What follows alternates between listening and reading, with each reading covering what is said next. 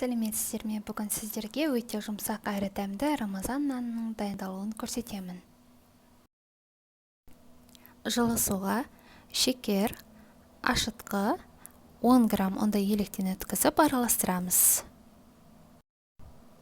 Бетін жауып 5-7 минутқа қойып қоямыз.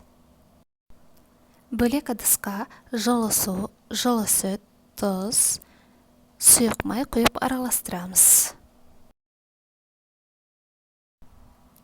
Дайындап қойған ашытқымызды үстіне құйып араластырамыз.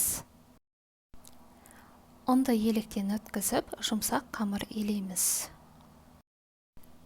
Қамырымыз кішкене қолға жабысыңқырап тұру керек. Қамырымызды көтерілгенше жылы жерге қойып қоямыз. Қамыр көтерілгеннен кейін қолымызды майлап алып, тестаны екіге бөлеміз. Қамырды видеода көрсетілгендей формаға қолмен жайып шығамыз. 15 минутқа бетін жауып қоямыз. 15 минуттан соң видеода көрсетілгендей қолмен нанның формасын жасаймыз. Өздеріңізге ұнаған форматта жасауға болады.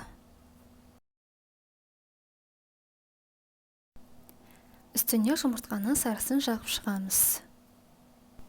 Сәндік үшін күнжіт себеміз. Қызып тұрған пеште 200 градуста 20-25 минут пісіріп аламыз. Өте дәмді әрі жұмсақ нанымыз дайын. Сіздермен болғаны Ұлжан Атабайқызы. Каналыма тіркелуді ұмытпаңыздар.